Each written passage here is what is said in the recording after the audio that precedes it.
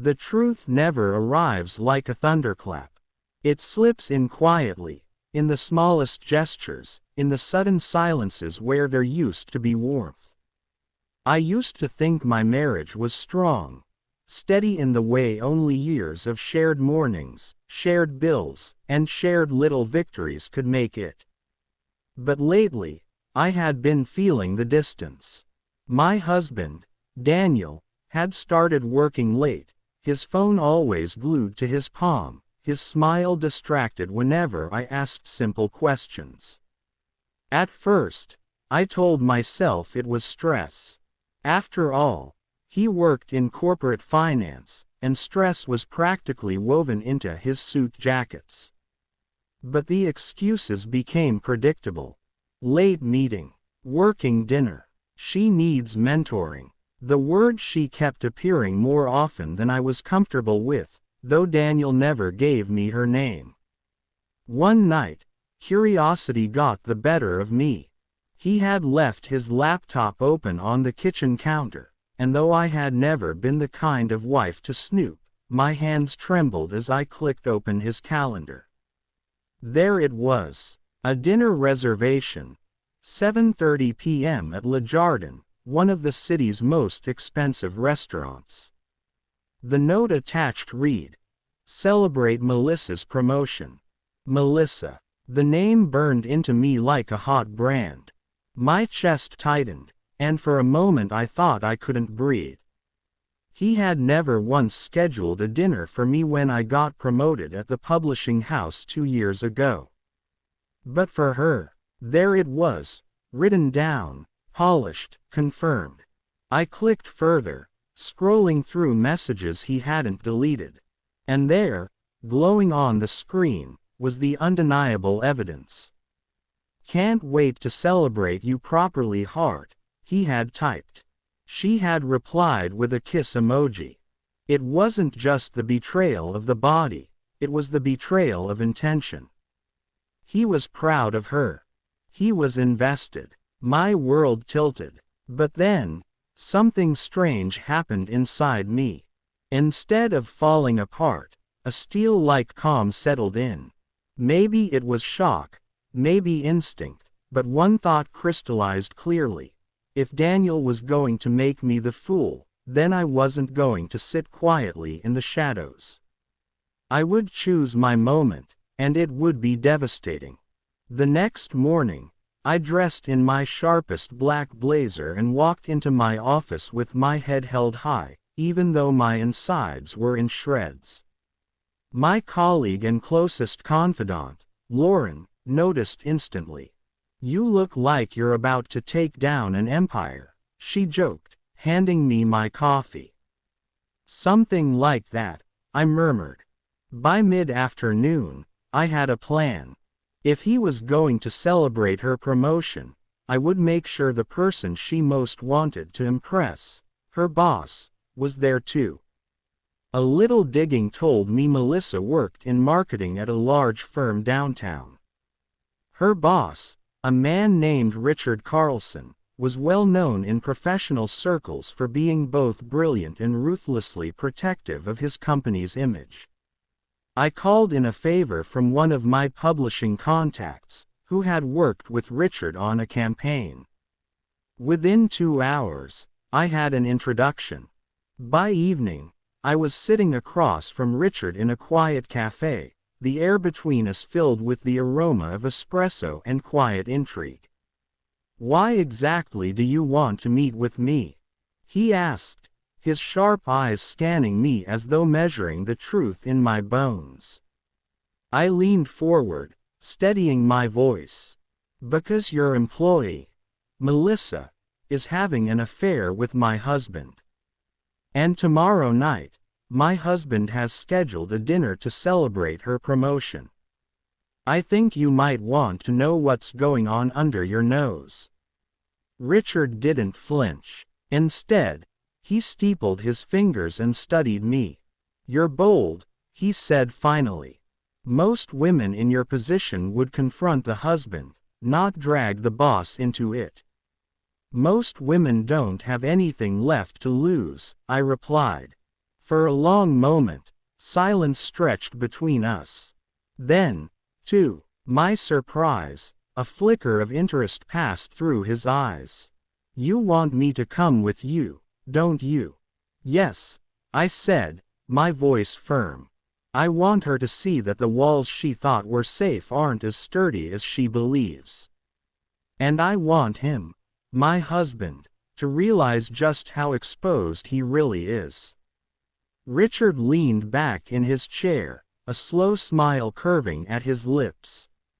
"Well, it's been a while since I've attended a dinner for entertainment rather than business. Consider me intrigued." That night, I barely slept. I lay awake staring at the ceiling, my heart pounding with the knowledge of what I was about to do. Doubt whispered in the darkness. Was I about to humiliate myself? Was this revenge or desperation? But each time my mind drifted back to the kiss emoji, to the secret plans, to the betrayal, the doubt vanished. This wasn't just revenge. It was justice. The next evening, I dressed carefully. A fitted black dress, subtle diamond earrings, and heels that made me stand taller than I felt. When I looked in the mirror, I saw someone new staring back at me, not the wounded wife, but a woman who had clawed her way to dignity. Richard arrived right on time, dressed in a tailored navy suit that commanded attention. Together, we walked into Le Jardin, the chandeliers glowing above us like 1,000 unspoken promises. My pulse hammered in my ears as I spotted them. Daniel, leaning slightly too close to a woman with sleek blonde hair and a self-satisfied smile. Melissa. They hadn't seen us yet. Richard touched my elbow lightly, guiding me forward. Heads turned as we entered, the maitre d', rushing to greet us, clearly recognizing Richard. "Table for two?" he asked politely. "No," Richard said smoothly. "We're joining them." He gestured toward Daniel and Melissa's table. Melissa's smile froze when she saw us. Daniel's face drained of color. I felt the weight of the entire restaurant's curiosity pressing down, but for once, I didn't shrink. I stood taller. "Good evening," I said, my voice calm, almost sweet. "What a surprise to find you here, Daniel. And Melissa, congratulations on your promotion. I thought it might be nice to celebrate together." The silence that followed was sharp enough to cut glass. The restaurant seemed to hold its breath the moment I spoke. Every eye, every hushed conversation, every clink of glass seemed to fade into silence. Daniel's lips parted, but no words came out. His hand, which had been resting casually on the stem of his wine glass, trembled slightly. Melissa's knuckles widened around her fork, though she tried to mask it with a brittle laugh.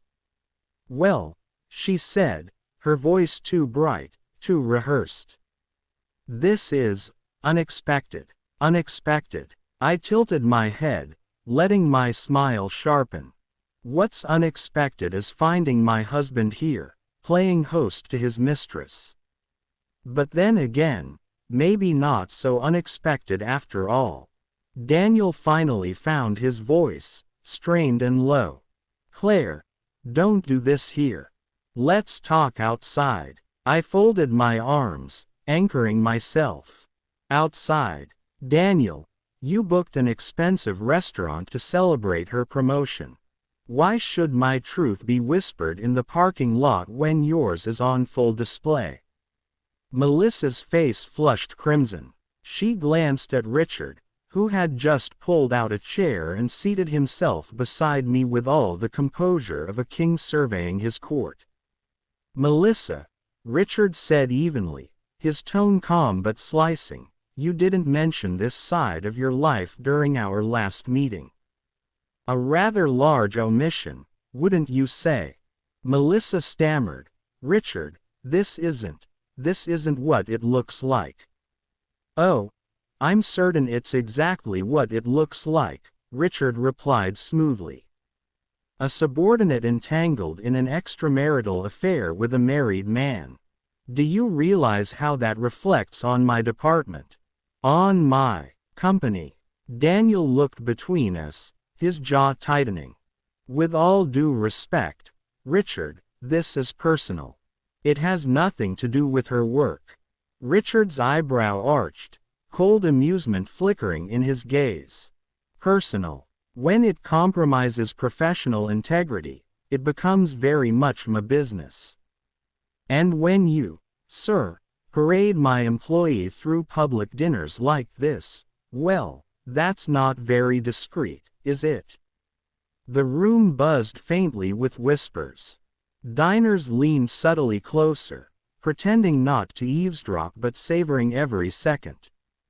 Melissa's bravado cracked. Her voice wavered as she turned to Daniel. You said no one would ever find out. Something inside me almost pitied her, but the ache in my chest reminded me why I was here. They always find out, I said quietly. Daniel's glare turned on me, venom barely concealed. You've humiliated us both. Is that what you wanted? To make a spectacle? Yes, I said simply. Because you humiliated me long before this dinner, Daniel. I'm just returning the favor in the language you chose. Richard leaned back in his chair, clearly entertained, his hands folded neatly on the table. I must admit, this is better than theater. Melissa's voice rose, desperate now. Richard, please, you can't let this affect my position. I've worked hard for my promotion. This doesn't change what I bring to the team. Richard's expression hardened, all amusement vanishing. Discretion, Melissa, trust. Two qualities I expect from anyone representing my company. Both appear to be in short supply where you're concerned. Her eyes glistened. She bit her lip, struggling to keep her composure.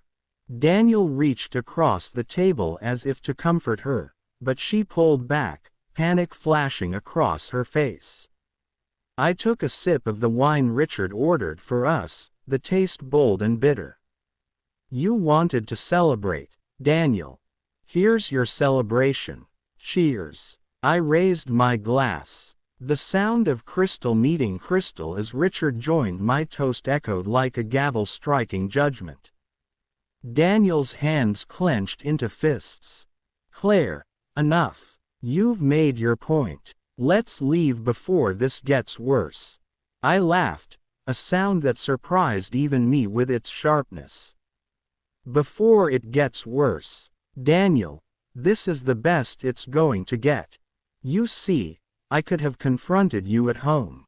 I could have screamed, thrown things, begged you to explain. But no, I wanted you to feel the weight of your choices exactly where you flaunted them, in public, with her boss watching. Melissa dropped her gaze to her plate, silent tears streaking her mascara. Daniel looked around, realizing how many eyes were on him, how many whispers would follow him out of this place. For the first time, I felt powerful. Not cruel, not broken, just powerful. Richard stood, placing money on the table for the wine. Melissa, he said curtly, I'll see you in my office tomorrow morning. Bring your ID badge. Her head snapped up, horror flooding her face. You can't. Please, don't fire me. I need this job. Then you should have valued it more than you valued this man's attention. Richard cut her off. He nodded to me, a flicker of respect in his eyes. Good evening, Mrs. Bennet. I must say, I admire your composure. And just like that, he walked out, his presence leaving a hollow stillness in his wake. Melissa's sobs grew louder, and Daniel looked utterly defeated. I rose from my seat, smoothing the fabric of my dress. Enjoy your dinner, I said softly, almost kindly. It may be the last one you share together. And with that, I turned and walked out, heels clicking against the marble floor, my back straight, my heart thundering but steady. For once, I wasn't running from pain, I was walking into freedom. The night air outside the restaurant was crisp, the city alive with chatter and the distant hum of traffic. But inside me, there was only silence, an almost frightening calm that clung to my skin as I walked toward the streetlights. For once, I wasn't trembling. For once, I didn't feel small. Behind me, I heard the hurried footsteps. Claire. Wait. Daniel's voice cracked, desperate, almost breathless. I didn't stop. The click of my heels echoed against the pavement like a war drum. Only when his hand caught my arm did I turn, slowly, letting him see the storm in my eyes. "Don't touch me," I said coldly. His hand fell away instantly, guilt flashing across his face. "Claire, please, you don't understand." "Don't I?" My laugh was bitter, sharp. "I understood perfectly well in there, Daniel. I understood when I saw the look on your face as you toasted her promotion. You looked prouder of her than you ever did of me." He flinched, his mouth opening and closing like a man drowning for words. "It wasn't like that. I never meant for this to happen." "Stop." I held up a hand, my voice trembling but steady. "Don't insult me with clichés. You meant every text, every dinner, every excuse you rehearsed to sneak away. You chose her, repeatedly, and you thought I would never find out." He raked a hand through his hair, anguish etched deep into his features. "Claire, I made a mistake. A stupid, selfish mistake. But it doesn't mean I don't love you." I stared at him, almost stunned by the audacity. Love, that word used to mean something sacred. Now it felt like broken glass in my ears. "Love," I whispered. "Daniel, love doesn't look like betrayal in a red dress. Love doesn't look like lipstick on your collar when you come home late. Love doesn't look like me, sitting alone night after night, wondering why my husband has stopped seeing me." His shoulders sagged, as if each word hit him like a physical blow. "I don't know why I did it," he muttered. "Maybe I felt unappreciated. Maybe I was weak. But it was never about replacing you." The tears that had threatened all night finally pricked at my eyes, but I didn't let them fall. "Weakness is tripping once. You didn't trip, Daniel. You built a second life. You gave her pieces of you that belong to us. And tonight, you plan to reward her like she was your partner instead of me." For a long, heavy silence, we just stood there, two strangers tethered by a marriage certificate and years of history. Finally, I said, "I'm going home. Don't follow me. You can decide where you'll sleep tonight, but it won't be beside me." I turned, and this time, he didn't stop me. The house felt different when I walked in, like the walls themselves had absorbed the betrayal. The familiar scent of lavender from the diffuser was suddenly cloying, suffocating. I kicked off my heels and collapsed onto the couch, staring at the ceiling. Memories swirled around me. Birthdays spent laughing. Vacations on sandy beaches. Late-night talks where we dreamed about the future. Were they all lies? Or did they belong to a man I no longer recognized? My phone buzzed on the coffee table. A message. I hesitated before picking it up. It was from Lauren. How did it go? For a moment, I didn't know what to type. Then I wrote back, "He's not the man I thought he was. But I'm still standing." Her reply came instantly. "That's what matters." You're stronger than this. The next morning, Daniel wasn't home. His side of the bed was untouched.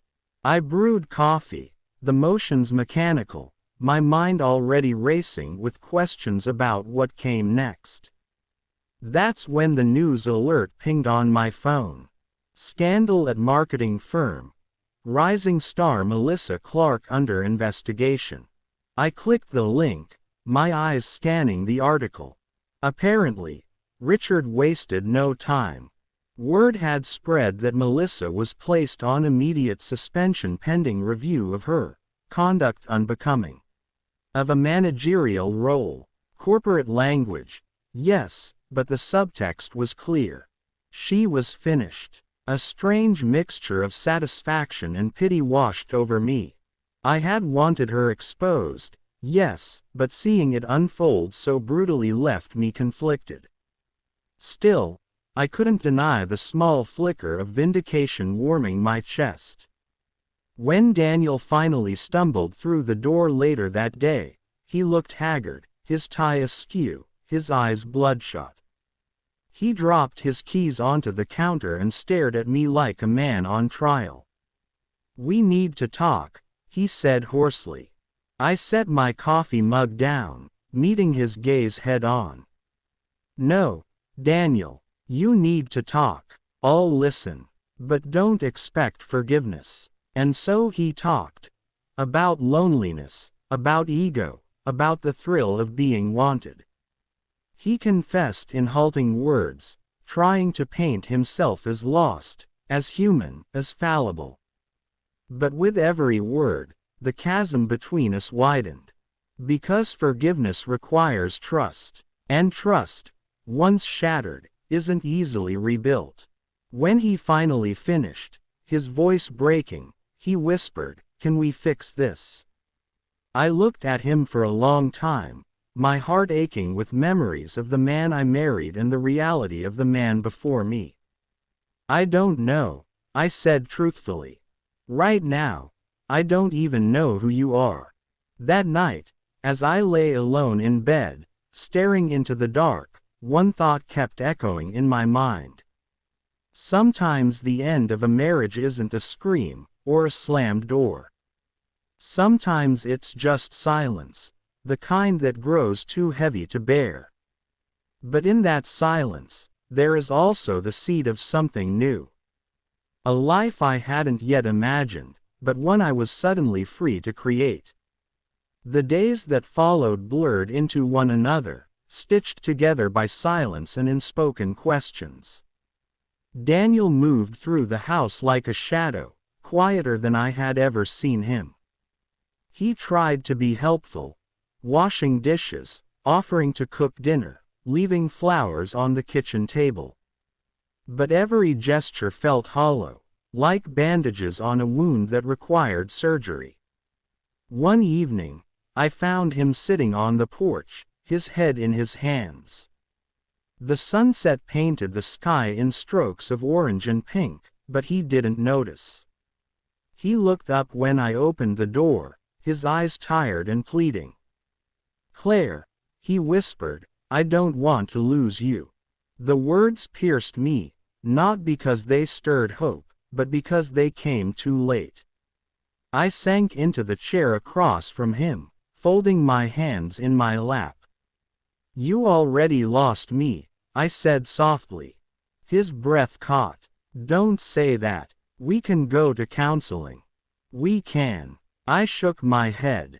"Counseling works when both people want to rebuild. But I don't. I can't. Every time I look at you, I see her. Every time you touch me, I'll wonder where your hands have been." That's not a marriage. It's a prison. Tears welled in his eyes, and for the first time since this nightmare began, I believed he truly understood the weight of what he'd done. But understanding didn't erase the past. "I'll file for divorce," I said gently. "We'll split everything fairly. I don't want revenge, Daniel. I just want my life back." He nodded slowly, brokenly, as if each word hammered another nail into the coffin of our love. The legal process was messy, as divorces always are, but strangely, I felt lighter with each form I signed. The day the papers were finalized, I stood outside the courthouse in a tailored blazer, the crisp air filling my lungs like freedom. I half expected to feel grief, but instead I felt possibility. Melissa's downfall made headlines in industry circles. She lost not only her promotion but her job entirely. Rumors spread that she left the city to start fresh. For a while, I wondered if she cursed my name at night. But then I realized her opinion no longer mattered. What mattered was me. I started small. Long walks through the park, dinners with friends I had neglected, mornings spent writing in a journal instead of rushing to make Daniel's coffee. The little rituals I'd abandoned for the sake of us slowly returned, filling me with a sense of ownership over my own life. Lauren remained my anchor, checking in constantly. One Saturday, she dragged me to a yoga class, insisting it would help me release the toxic energy. I laughed at the time, but as I moved through the poses, I felt something shift, my body letting go of tension I hadn't even realized I carried. Weeks turned into months. The scars remained, but they no longer defined me. One evening, I found myself back at Le Jardin, not as a broken wife confronting betrayal, but as a woman reclaiming her space. I sat at the same corner table, this time alone, sipping wine and savoring the quiet hum of the restaurant. The maitre d' recognized me, his eyes flickering with curiosity, but he said nothing. And I didn't feel the need to explain. As I lifted my glass, I realized I wasn't toasting anyone else. Not Daniel, not Richard, not even Melissa. I was toasting myself. To survival, to dignity, to freedom. For the first time in years, I smiled without hesitation. Life didn't magically become perfect. There were lonely nights, moments of doubt, echoes of old pain. But slowly, a new rhythm took root. I began traveling. Something Daniel had always postponed. I visited New Orleans, then Chicago, then the quiet coasts of Maine. Each trip reminded me how wide the world was, and how much of it I still had left to discover. Somewhere along the way, I stopped identifying myself as Daniel's wife, or the woman he betrayed. I became Claire again, just Claire. And that was enough. Months later, I ran into Richard at a charity gala. He looked as sharp as ever, his presence commanding the room. When he spotted me, he approached with a small smile. "Mrs. Bennett," he greeted warmly. "It's just Claire now," I corrected, smiling back. His eyes softened. "Claire, you seem lighter." "I am," I admitted. "Lighter than I've been in years." He raised his glass. "Then here's to starting over." I clinked my glass against his, not with the weight of revenge, but with the quiet joy of renewal. As I walked home that night, the city lights twinkling around me, I realized something profound. Sometimes betrayal doesn't just end a marriage. It ends an old version of yourself. The one who settled, the one who tolerated, the one who believed love meant sacrifice at any cost. But in the ashes, you find someone new. Someone stronger. Someone who refuses to be defined by another person's choices. And that someone is me. Sparkles the end sparkles.